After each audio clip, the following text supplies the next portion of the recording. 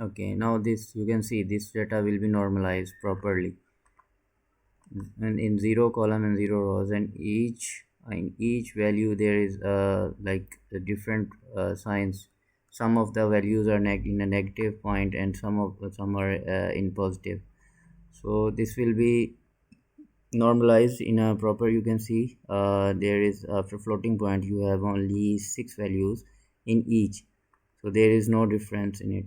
So this is very important for us to, because when your rows and columns are in a proper format, it is called normalized data. So after that your machine learning models and other kind of stuff applied on that.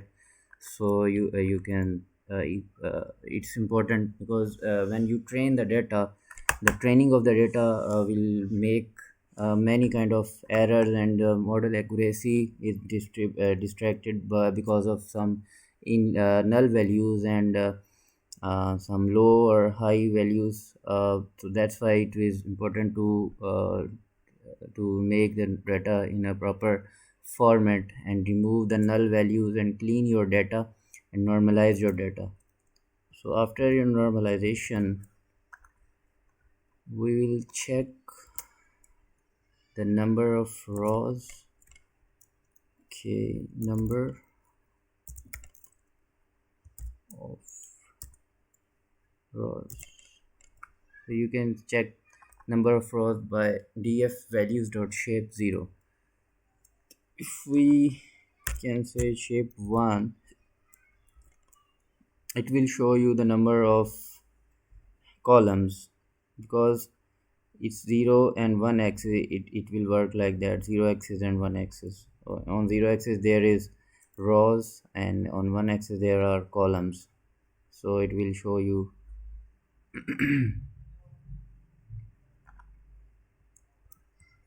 We can type here rows is equal to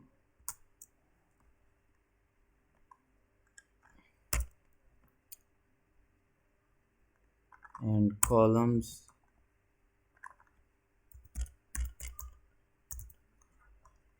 Now you can put 0 data frame dot values shape 0 axis and data frame values dot shape dot 1 dot in the dot 1 axis. Now we will run this. It is completely run, and now you can check the rows.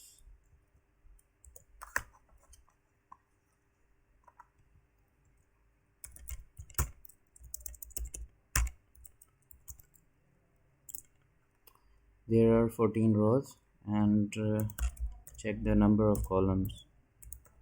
Basically you used a function called data frame values. It will automatically count the number of rows and columns, and it will easily tell you that like there 6 columns are there and 14 rows are in your data frame, normalized data. Now now we have window length.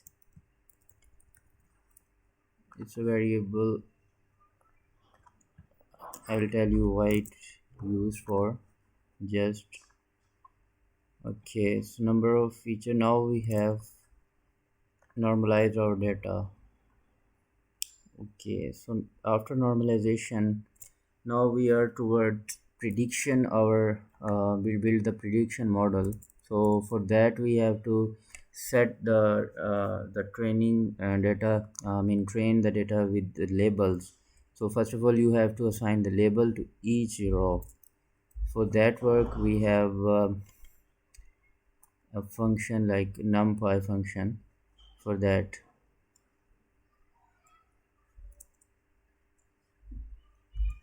So, yeah.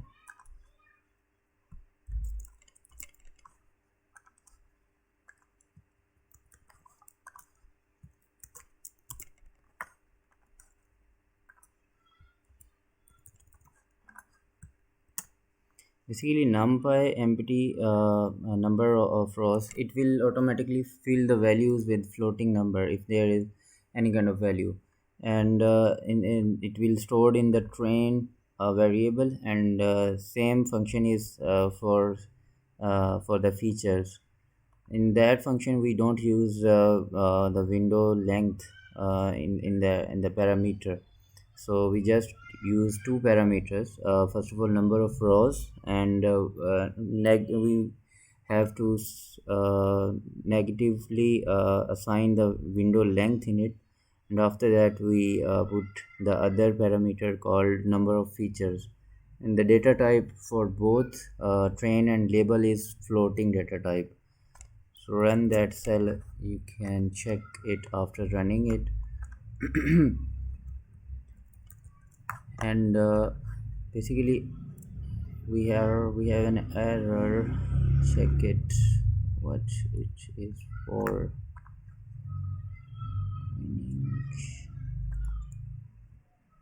Okay, we don't have number of features, I guess. So if you have any error, you will restart your cells like that. Now using this option, restart the kernel. Now check it, what it will show you, number of rows. Okay. We have the error, like we have the variable rows and we use here number of rows.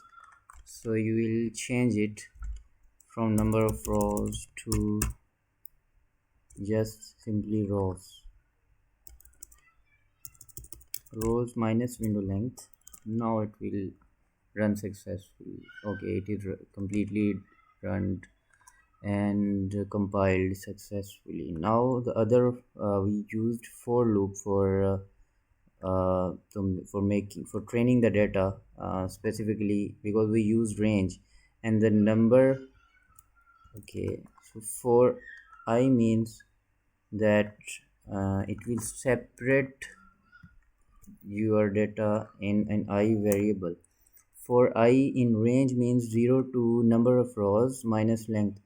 So we have length 7 and number of rows is like 14 rows. So 14 minus 7. So we are using past 7 week data. We have 2 weeks of data. So we will calculate our prediction. Our model will calculate automatically for the coming 7 days the number of the lottery. So it will use the previous 2 weeks data for that. So we use the formula like rows minus window length, and it will automatically get the range of 7, because it will count your train your data to like for a week only. Using your past 2 weeks data, it will train it for it will predict only for 1 week. The number will be predicted, and the number it shows us will be the answer of 1 week lottery numbers. You can try this on your if you have Python 3.10, then this function will work on your system. And if you don't have, you have to install it. The currently the stable release of Python is 3.11 now. So but it will work on 3.10 as well, and you can use 3.8 as well. Okay, so this I look law function is basically used for making some metrics, and this metrics will be like the rows and columns will be trained and specifically in the proper range which you have type here in your range function. So this will, after running it, you will check the shape of your trained and labeled data. So this is the shape of your training data.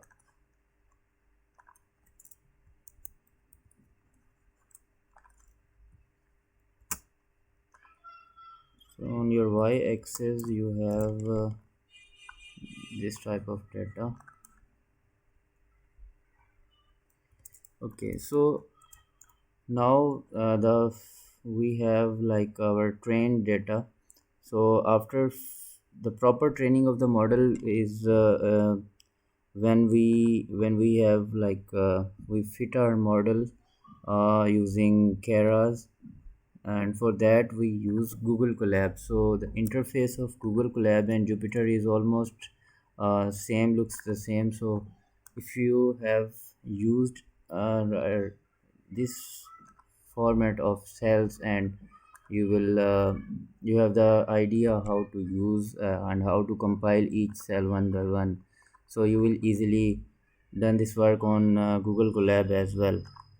And now we have opened our Gmail and Google Drive, so it will connect it to automatically to Google Colab, or you will search Google Colab directly on your browser. So open the Google Colab. So we are at the point of data training.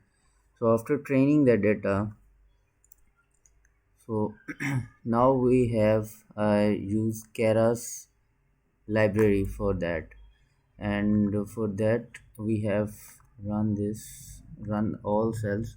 In Jupyter we have option of restart and run all cells, and in Google Colab we have the same thing, but the function is basically run all. So we just click it run all, so it will run all the cells one by one, like that. Okay, 1 2 3 4 5. This work is already done in Jupyter as well, but for the sake of my PC, I don't want my PC take the load of the model fitting and training. So for that I used Google Colab, because it's, I already mentioned, it's cloud based. So your local machine will not we don't have handle the training pressure of, the data will load your will make some load on your RAM, and processing speed will be slowed for that. So that's why I use Google Colab. It don't make any kind of error for that work. Okay, so now we have completely run our cells. Okay, my system is getting some slowness. Okay, I will check it.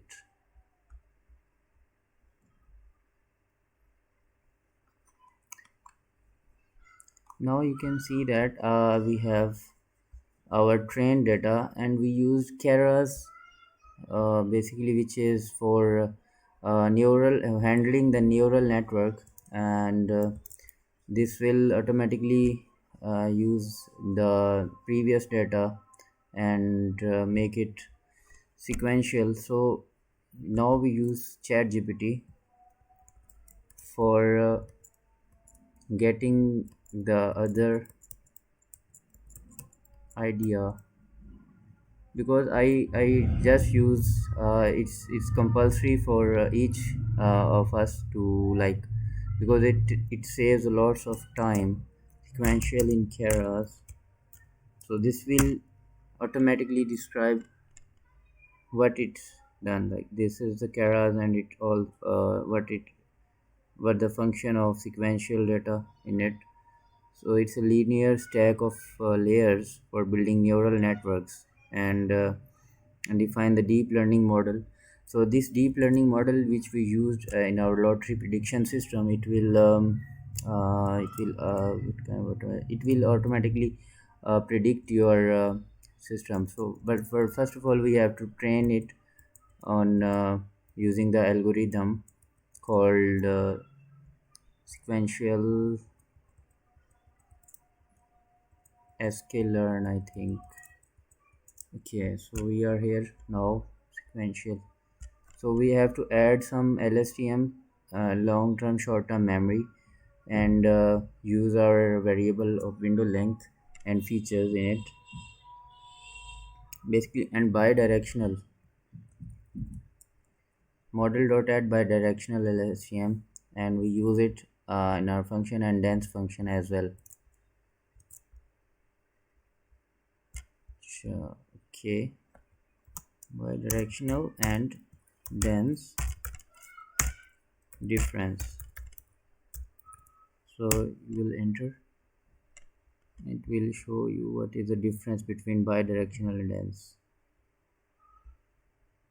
So these are both layers of deep learning, and it uses RNN. Basically, it uses recurrent neural network, which are used for the number of predictions.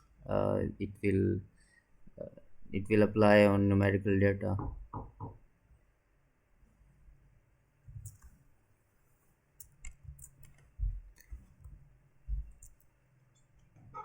After that we have another data. So it don't have any stopped value. So okay, for stopping that we have just type, we delete this from here. Okay, now we have our Google Colab opened. The structure of Google Colab is same like that. So we have to run this cell. After running this cell, we have another function model dot fit and train label batch. Okay, so after running this, it will train your model. Okay, now training will started, and it also shows us the accuracy, different types of accuracy for each line. And now we use sample data to predict which we want to predict in our cell. For we have 7 week data, like first week, second, third, this is fourth, fifth, sixth, and seventh. So it's a sample testing data, and when we put it in NumPy array, it will scale it with the data which is trained. So using this testing data with the training data, it will predict the next values. So model.predict, we have output variable here. So it will predict the values which is transformed and scaled to predict. So it will automatically save in that variable. And this function is inverse transform, will show you at the end what type of lottery numbers are coming up in the next week, or it's these are the predicted 8, 23, and these are the specific prediction for lottery numbers. So all this type of project, you use, I mean, different type of ideas for that. You use you guess the numbers or CGPA of your university work, or you will you will discuss you have you will make another prediction games as well, you giving them some specific values for your you kind of lucky numbers, in other words, and you will predict which one is best for you. But these are just for having some idea. Not that these are not, these models are not accurate for your work.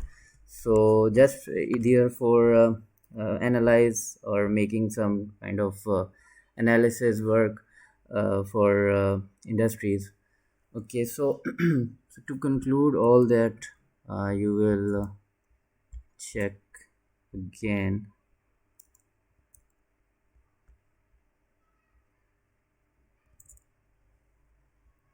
First of all, we import the libraries, and then we prepare our data. And after preparing our data, we used some estimation of the imperial mean and standard deviation features, and transform the data to for further analysis. So after that, we have number of rows and columns which are transformed, and we assigned labels specifically to our data. And after assigning those labels, here we apply Keras library for machine learning and neural network work, and it will fetch all the previous values and fit your model in a proper uh, what I can say in a proper format. and make the batch system is create the model to start your analysis. Okay, so this model will analyze, and the deep learning algorithm will be applied when we type the model.fit. It will train your data using some deep learning models. So and at the end, your the sample testing data is used to predict the last week, using some last week data. So it will predict the lottery number for the future coming week. So here is your the predicted numbers of lottery number. So it's all about this project. So thanks for watching, and if there is any kind of query, so you will discuss it with me, and I will provide you my email.